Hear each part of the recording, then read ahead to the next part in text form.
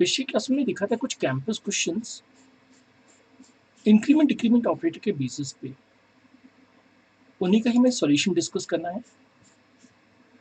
पहले मैं manually solve करूंगा और फिर हम उसे कोड बॉक्स में रन करेंगे कि कोड बॉक्स में क्या आंसर आता है। हो सकता है कि मेरा आंसर गलत भी हो सकता है। मेरे सबसे पहले ये सॉल्व होगा, मेमोरी में आई की वैल्यू 0 है, लेकिन जैसे ही फर्स्ट स्टेटमेंट देखेगा तो वैल्यू बढ़ के 1 हो जाएगी, क्योंकि ये प्री इंक्रीमेंट है। इसका आंसर 1 प्रिंट होगा। फिर कंप्यूटर जाएगा इसके पास, लेकिन ये पोस्ट इंक्रीमेंट है तो अभी भी वैल्यू 1 जाएगी।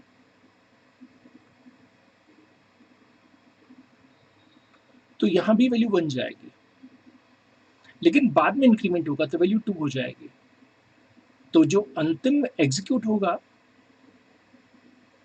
उसको वैल्यू मिलेगी 2। तो मेरा आंसर है 211। डिपेंड करता है कि आप किस में इस क्वेश्चन को रन कर रहे हैं। मैं मान के चलता हूं कि आप सभी जीसीसी और कोड ब्लॉक्स यूज कर रहे हैं।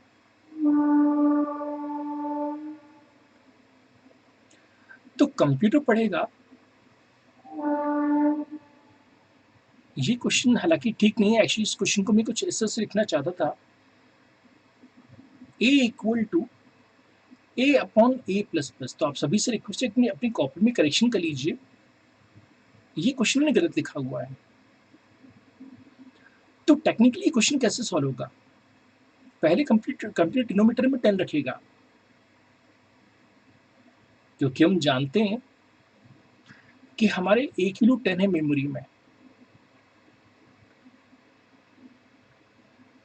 लेकिन ये पोस्ट इंक्रीमेंट है, क्योंकि पोस्ट इंक्रीमेंट यहाँ पे यूज किया हुआ है तो बाद में वैल्यू इंक्रीज हो जाएगी। तो वैल्यू इंक्रीज होकर हो जाएगी 11। इस कारण से कंप्यूटर यहाँ पे 11 रखेगा। नॉर्मल मैथमेटिक्स में 11 अपॉन 10 होता है 1.1, लेकिन सी लैंग्वेज में जब दो इंटीजर डिवाइड होते हैं तो आंसर हमेशा इंटीजर आता है। तो 11.1.1 का सिंपली आंसर आ जाएगा 1। तो इसका आंसर होना चाहिए 1, क्योंकि integer upon integer is always integer. Again उस क्वेश्चन में पहले ये सॉल्व होगा, फिर ये सॉल्व होगा और फिर ये सॉल्व होगा। ये जब यहां जाएगा तो वैल्यू भेजेगा 0, लेकिन बाद में वैल्यू इंक्रीमेंट होगी 1 हो जाएगी। ये जब यहां पहुंचेगा तब वैल्यू 1 थी तो 1 प्रिंट होगा, लेकिन बाद में वैल्यू इंक्रीमेंट होगी 2 हो जाएगी। इस कारण से जब ये यहां आएगा तो प्रिंट होगा 2, तो इसका आंसर होना चाहिए 210। अब इन 3 क्वेश्चंस को पहले रन करते हैं और फिर बाकी क्वेश्चंस का सॉल्यूशन देखेंगे।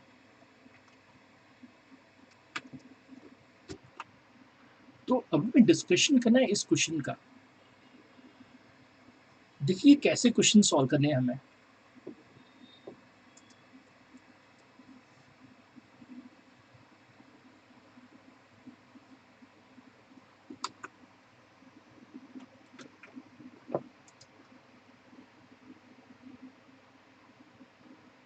दोस्तों ये प्री है, यानी पहले सॉल्व होगा। ये भी प्री है और फिर ये पूरा एक्सप्रेशन है। तो ऐसे स्टूडेंट में कैसे सोचता हूँ, ऐसे स्टूडेंट में से डिफरेंट पार्ट में ब्रेक करता हूँ। ये पहला प्री है, ये दूसरा प्री और ये एक्सप्रेशन। जितने प्री होंगे उतनी पर इंक्रीमेंट होगा। तो मैं ऐसे स्टूडेंट से ऐसे पढ़ता हूँ, a equal to a plus 1। ये पहले इंक्रीमेंट के कारण ऐसा होगा, क्योंकि ये प्री इंक्रीमेंट है। फिर दूसरा एक और इंक्रीमेंट था क्या, a equal to a plus 1। दूसरे इंक्रीमेंट के कारण ऐसा होगा। और सबसे लास्ट में इक्वेशन चेक होगी। तो इक्वेशन क्या है, c equal to a plus. तो जिन प्रोग्रामिंग लैंग्वेजेस में इंक्रीमेंट डिक्रीमेंट ऑपरेटर नहीं है उसमें एक सिंगल लाइन को हम इस 3 लाइन में ब्रेक कर सकते थे। अब क्वेश्चन आसान हो गया। क्यों? क्योंकि अब हम सोच सकते हैं कि आंसर क्या आएगा। तो जैसी ही लाइन पढ़ी कंप्यूटर ने तो मेमोरी में A6 हो गया। लेकिन जैसे वो यहाँ पहुंचा तो वैल्यू 7 हो गई।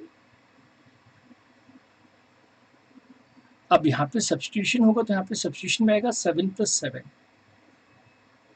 यानी 14। Answer compiler to compiler vary करता है, तो इस क्वेश्चन को मैं जीसीसी में भी ट्राई करना होगा और टर्बो से भी ट्राई करना होगा, क्योंकि कुछ कंपाइलर्स क्या करते हैं वैल्यू इमीडिएटली सब्स्टिट्यूट करते हैं। तो कुछ कंपाइलर्स में 14 आएगा और कुछ कंपाइलर्स में इसका 13 भी आ सकता है। कैसे? जैसे उसने पहला इंक्रीमेंट देखा तो वैल्यू उसने 6 कर दी, इमीडिएटली सब्स्टिट्यूट किया और यहाँ आ गया और यहाँ बढ़ा के वैल्यू 7 कर दी, तो उसके इसमें आंसर 13 आएगा। तो हमें चेक करना होगा कि टर्बो सी में हमें क्या आंसर मिलता है और जीसीसी में क्या आंसर मिलता है। अब हम इसकी बात करते हैं पोस्ट इंक्रीमेंट वाले क्वेश्चन की। ऐसे स्टूडेंट्स को मैं कैसे ब्रेक करता हूँ? ये पोस्ट है, ये भी पोस्ट है, यानी बाद में सॉल्व होंगे। तो पहले कंप्यूटर इक्वेशन देखेगा D equal to B plus B, फिर दो पोस्ट को सॉल्व करेगा। तो पहले ये सॉल्व होगा, फिर पहला पोस्ट सॉल्व होगा B equal to B plus 1, और फिर दूसरा पोस्ट सॉल्व होगा B equal to B plus 1। तो जब हम ऐसे लिखते तो समझने में आसानी हो जाती है कि यहाँ पे बी की मेमोरी में 5 थी, तो यहाँ पे 5 + 5 हो गया, जिसका आंसर डी 10 आएगा। अब ए बढ़ के यहाँ बी बढ़ के यहाँ पे हो जाएगा 6, और अब एक और इंक्रीमेंट तो यहाँ बी बढ़ के हो जाएगा 7। तो मेरे हिसाब से इसका आंसर होना चाहिए B7 और D10। अब हम बात करते हैं 4 बार प्लस की। तो देखिए मान के चलते कि हम जावा में बैठे हैं, यहाँ हम एक्स कोड का यूज कर रहे हैं। एक्स कोड एप्पल का टूल है, उन सभी में चारों के चारों एरर देंगे। तो टेक्निकली जावा में और एक्स कोड में चारों के चारों ही वर्क नहीं करेंगे। लेकिन सी प्रोसेस की बात करें तो सी प्रोसेस में ये वर्क कर जाएगा, बाकी इनमें से कोई कॉम्बिनेशन वर्क नहीं करता है। अब ये क्यों काम करता है? तो सी प्रोसेस से कैसे सॉल्व करेगा? सी प्रोसेस से पढ़ता है प्लस प्लस ए, यानी पहले वो प्री इंक्रीमेंट करता है और फिर से एक प्लस प्लस कर देता है। तो क्योंकि पहले ये सॉल्व हो गया तो वैल्यू हो गई 6, और फिर से इसमें प्लस प्लस अप्लाई हुआ तो वैल्यू हो गई 7। तो दोस्तों इसका आंसर है A7। काश ये वैल्यू में 10 रखी होती।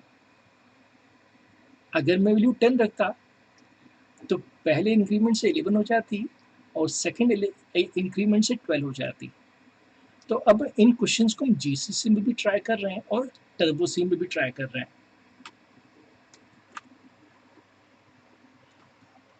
जब हमने इस क्वेश्चन को रन किया जीसीसी में, तो जीसीसी में हमें आंसर मिला 11। तो हमें समझना होगा कि जीसीसी में इसका आंसर 11 कैसे आता है। सिस्टम ने देखा कि B5 है,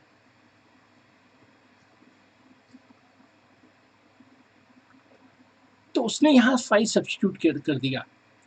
लेकिन बाद में क्योंकि पोस्ट इंक्रीमेंट था तो उसने यहाँ पे पोस्ट को बढ़ा दिया, यानी यहाँ पहुँचते पहुँचते +1 हो गया, जिस कारण के इससे बी की नई वैल्यू क्या मिली हमें 6, जिसका आंसर 6 + 5 D11 हो गया।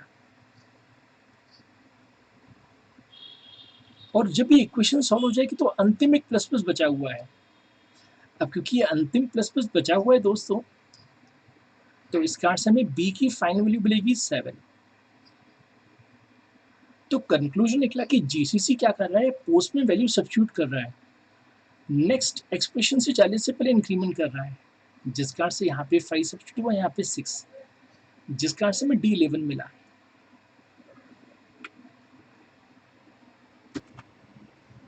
हमने यहाँ पे कई कॉम्बिनेशन देखे दोस्तों।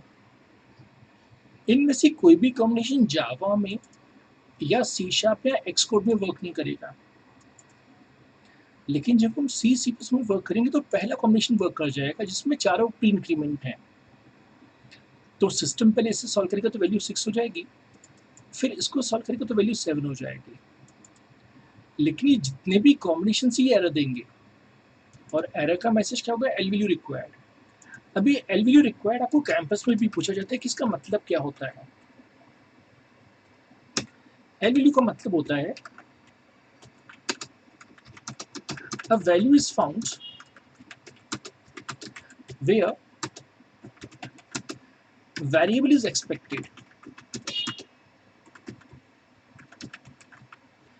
होता क्या है दोस्तों, जब हमने लिखा a plus plus plus plus, तो हम जानते हैं कि कंप्यूट करेगा a में प्लस प्लस, तो वैल्यू हो जाएगी 6, क्योंकि सिस्टम को पहले इतना ऐसा सॉल्व करना पड़ेगा। क्योंकि सिस्टम पहले इतना ऐसा सॉल्व करेगा तो ये बन जाएगा 6 प्लस प्लस, और हम जानते हैं कि 6 एक वेरिएबल नहीं, एक वैल्यू है।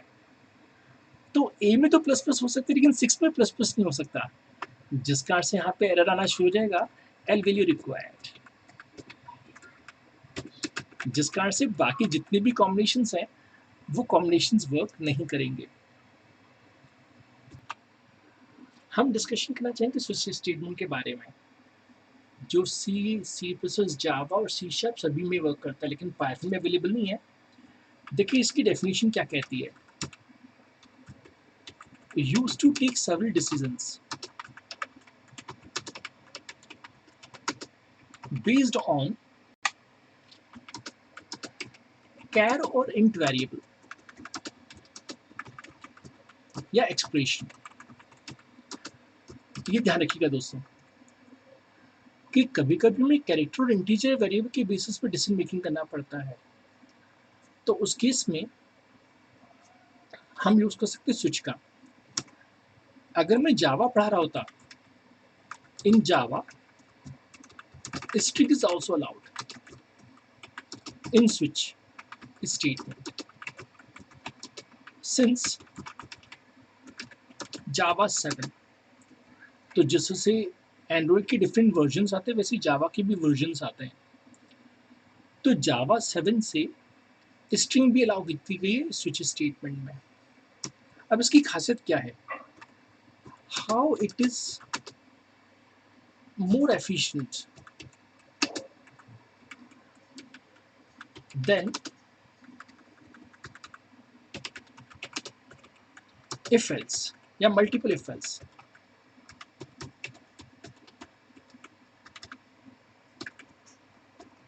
तो इसका आंसर है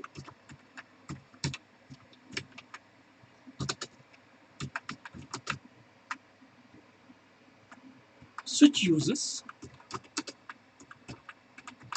concept of jump table,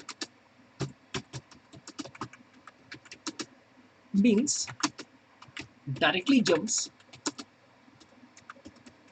to the case which is satisfied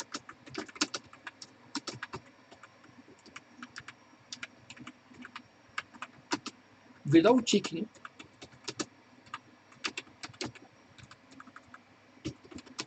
intermediate cases, whereas in case of multiple if else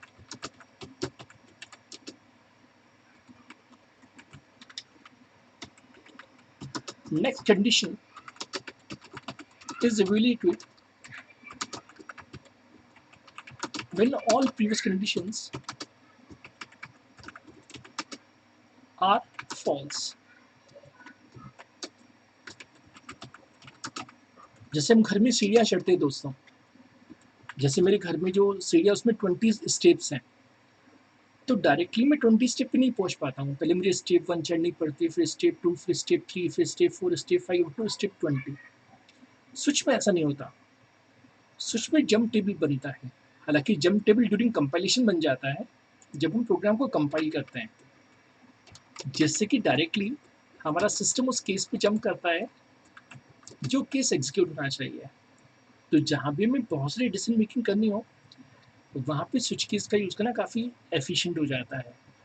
अब जैसे इंग्लिश में भी ग्रामर आना चाहिए, वैसे ही प्रोग्रामिंग में सिंटेक्स आना चाहिए। जब तक आपको सिंटेक्स नहीं आता होगा, तब तक आप प्रोग्रामिंग नहीं सीख पाएंगे। तो सिंटेक्स कैसा है दोस्तों? कुछ ऐसा सिंटेक्स हमें लिखना पड़ता है स्विच और फिर वेरिएबल का नाम। यहाँ पे हम कोई एक्सप्रेशन भी लिख सकते हैं, जैसे 2+3, तो 2+3 इज एक्सप्रेशन। यहाँ ब्लॉक बनना कंपलसरी है। हम सिस्टम को बताएं कि whatever we are writing is a part of switch. अब स्विच में बहुत सारे केसेस बनते हैं, जैसे केस 1, फिर जो भी स्टेटमेंट्स आप देना चाहें, फिर केस 2, फिर जो भी स्टेटमेंट देना चाहें। ऐसे we can have n number of statements, और अंत में होता है डिफॉल्ट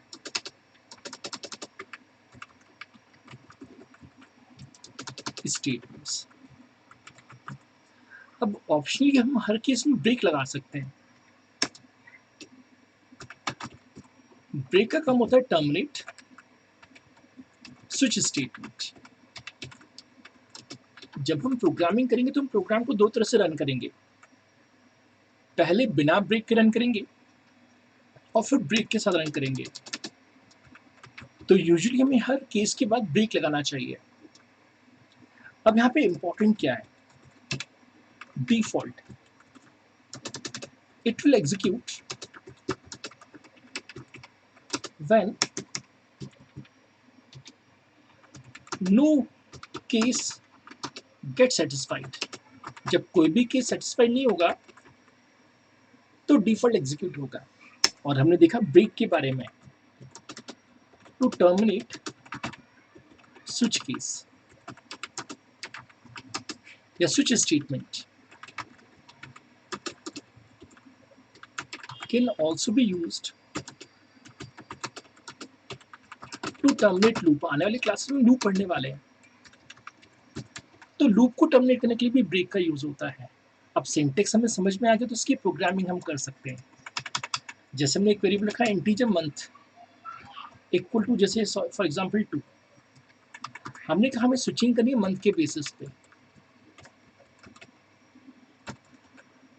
हमें यहाँ पे पॉसिबल वैल्यूज देनी पड़ेंगी कि पॉसिबल वैल्यूज क्या है। तो अगर 1 हो वैल्यू तो हम कहेंगे ये जनवरी है, और फिर ब्रेक। केस 2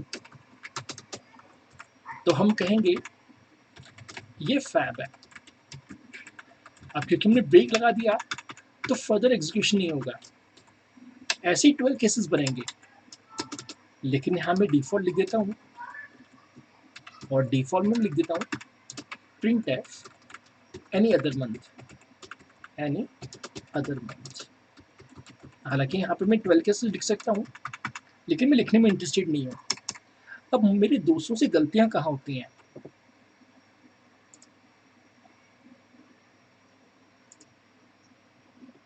उन गलतियों को भी हमें समझना होगा कि कहाँ कहाँ गलतियाँ आपसे होती हैं प्रोग्रामिंग करते वक्त।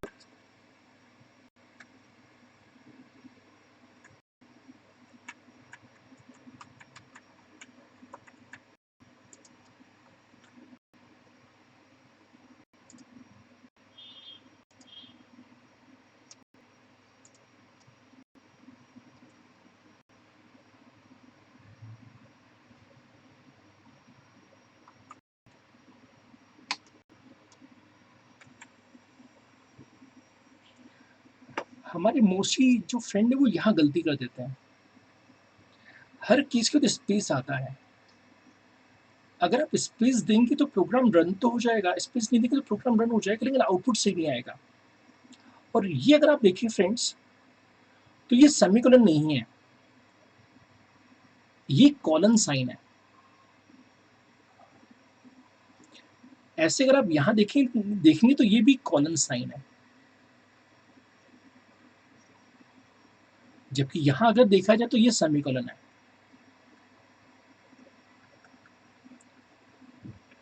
यहाँ कोई सेमीकोलन नहीं है, क्योंकि सिस्टम से हम कह रहे हैं कि system whatever we are writing inside it is a part of switch statement.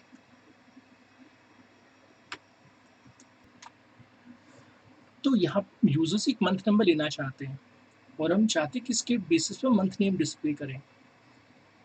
हम इंडिया में रहते तो यहाँ पे सभी को हर मंथ का नाम पता है कि भाई इंग्लिश में उसे क्या कहते हैं, लेकिन हम चाहें तो इस प्रोग्राम को इम्प्रूव कर सकते हैं कि हम यूजर से मंथ नंबर पूछें और जो मंथ नंबर को इनपुट करें उसके बेसिस पे मैसेज शो करें। आप गूगल पे सर्च कर लीजिएगा कि फ्रेंच में मंथ की नेम क्या है, या स्पेनिश में मंथ की नेम क्या है, या जर्मन में नेम क्या है। उनको फिर आप प्रिंट करवा लीजिएगा, जैसे मैं आपको गूगल सर्च परफॉर्म करके दिखा रहा हूँ। Month names in German.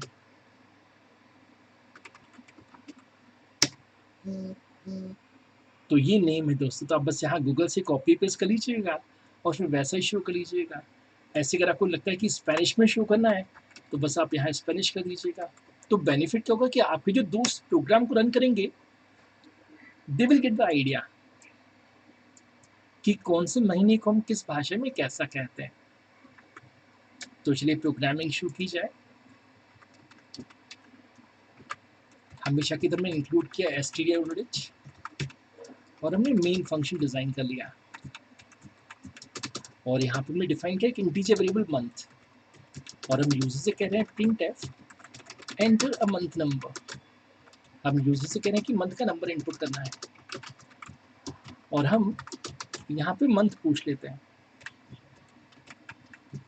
हालांकि 12 मंथ्स होते हैं, लेकिन मैं समय बचाने के लिए कुछ ही मंथ्स की यहाँ पे कोडिंग करूंगा और पहले मैं ब्रेक नहीं लगाऊंगा क्योंकि मैं डिस्कशन करना है कि ब्रेक का यूज क्या होता है। तो पहले विदाउट ब्रेक रन करेंगे। तो हम लिख रहे हैं यहाँ पे केस 1।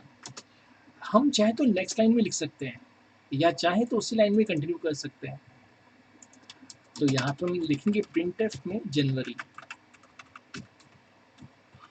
बस इसी तरह से में कुछ और भी केसेस बनाने होंगे।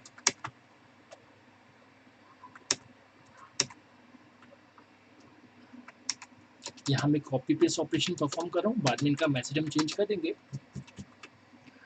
यहाँ हम कर देते हैं 2, यहाँ 3, यहाँ 4 और सीधे मैं 12 पे आ जाता हूँ। आप लोगों को घर में और भी केसेस बीच के बनाने पड़ेंगे।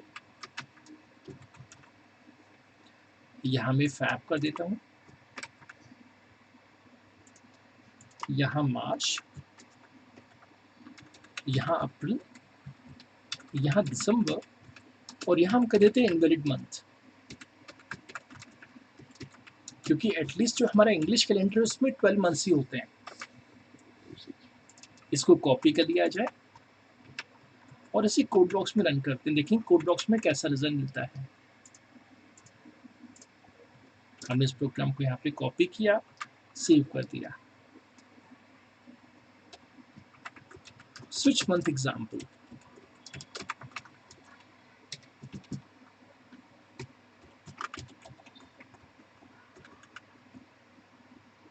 .cpp पे लगाना जरूरी है। इसे कंपाइल करते हैं और दोस्तों मैं रन करता हूँ। तो अभी हम जानते हैं कि हम 4th मंथ में बैठे हुए हैं। तो देखिए क्या हमें मैसेज मिलता है। हम साइड में से स्क्रीन को भी ओपन कर लेते हैं, देखिए हमें क्या रिजल्ट मिलना चाहिए। जिन फ्रेंड को स्विच के बारे में नहीं पता वो कहेंगे अप्रैल आएगा, लेकिन जिनको पता है कि भाई स्विच कैसे काम करता है वो देखिए पहले अप्रैल आया, लेकिन क्योंकि ब्रेक नहीं था इस कारण से नीचे फॉल थ्रू हो गया। फॉल थ्रू मतलब नीचे गिरना। तो अप्रैल भी प्रिंट हुआ, दिसंबर भी प्रिंट हुआ, इनवैलिड मंथ भी प्रिंट हुआ। तो आपको इंटरव्यू में आंसर देना पड़ेगा कि हर केस के बाद ब्रेक इसलिए जरूरी है क्योंकि ब्रेक ना लगाने से फॉल थ्रू होता है। फॉल थ्रू का मतलब है कि पहले तो ये केस चला लेकिन बाकी बचे हुए केसेस भी एग्जीक्यूट हो गए। जैसे मैं अपने दोस्तों से सवाल पूछता हूँ, चैट विंडो में आप आंसर दे सकते हैं। दोस्तों अगर आपसे कोई कैंपस में पूछो कि इसी प्रोग्राम में हम 12 इनपुट करें, इसी प्रोग्राम में अगर हम 12 इनपुट करें तो क्या आंसर आना चाहिए। तो हमने पढ़ा था जंप टेबल। मंथ क्योंकि 12 है तो डायरेक्टली वो 12 पे जंप करेगा, तो दिसंबर पहले प्रिंट होगा। लेकिन क्योंकि ब्रेक नहीं है दोस्तों तो सिस्टम कह रहा है कि दिसंबर भी आएगा, इनवैलिड मंथ भी आएगा। चलिए एक और कॉम्बिनेशन ट्राई करते हैं। हमने कहा मंथ 1, अब वो एंट्री कहाँ से करेगा 1 से, लेकिन क्योंकि फॉल थ्रू होगा नीचे की तरफ तो बाकी जितने बच्चे के केस थे जैन, फेब, मार्च, अप्रैल, दिसंबर और एनुअल मंथ सब कुछ प्रिंट हो गया। हम चाहते कि फॉल थ्रू ना हो, क्योंकि हम फॉल थ्रू नहीं चाहते हैं, इस कारण से हमें यहाँ पे ब्रेक लगाना होगा। कभी कभी फॉल थ्रू बहुत यूजफुल हो जाता है, तो हम जो अगला प्रोग्राम बनाएंगे उसमें हम फॉल थ्रू का एडवांटेज देखेंगे। हालांकि इस केस में ब्रेक की जरूरत थी, और जैसा कि हमने आपसे कहा कि आप उसी लाइन में भी लिख सकते हैं और चाहें तो नेक्स्ट लाइन में भी लिख सकते हैं। अब डिफॉल्ट के बाद कुछ भी स्टेटमेंट नहीं है, तो यहाँ ब्रेक लगाना ऑप्शनल है। इसे सेव करते हैं, कंपाइल करते हैं और रन करते हैं, और हमसे मंथ नंबर पूछा गया। अब जैसा कि आपको याद होगा हमने 4 इनपुट किया था, तो फिर से 4 इनपुट करते हैं। लेकिन अब क्योंकि ब्रेक लगा हुआ है तो सिस्टम स्विच को टर्मिनेट कर देगा, जिस कारण से कि फॉल थ्रू वाली सिचुएशन क्रिएट नहीं होगी। फिर से इसे रन करते हैं, हम कहते हैं 13। हम जानते हैं कि 13 कोई केस है ही नहीं, और हम जानते हैं कि जब कोई केस सेटिस्फाई नहीं होता है तो डिफॉल्ट एग्जीक्यूट होता है। तो सिस्टम कह रहा है इनवैलिड मंथ।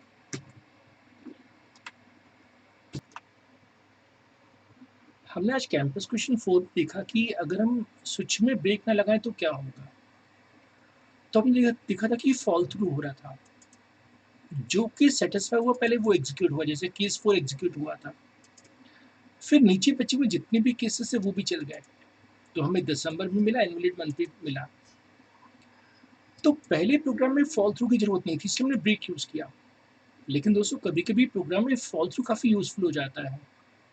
जैसे मैं आप लोगों के लिए एक प्रोग्राम बना रहा हूँ जिसमें हम यूजर से कैरेक्टर पूछेंगे और चेक करेंगे कि वो वॉवल है कि कॉन्सोनेंट, क्योंकि हम जानते हैं कि स्विच दो तरह के डेटा टाइप पे वर्क करता है।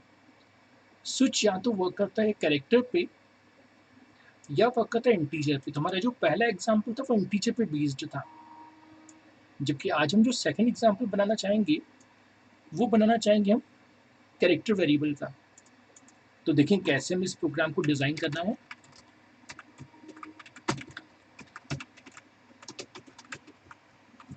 हमने कैरेक्टर वेरिएबल सी डिफाइन कर लिया और एक मैसेज दिया, एंटर अ कैरेक्टर। हम यूजर से करें कि एंटर कैरेक्टर कीजिए आप, और हम लिखें scanf %c,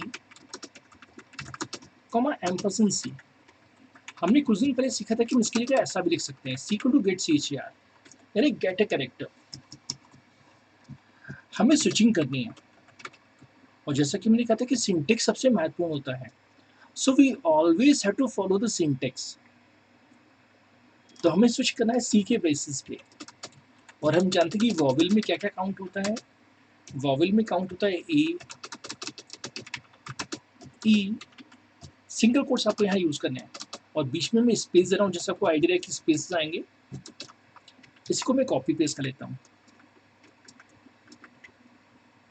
तो ए, ई, आई, ओ, यू, यहाँ मैं केवल स्मॉल केस लेटर्स कंसीडर कर रहा हूँ।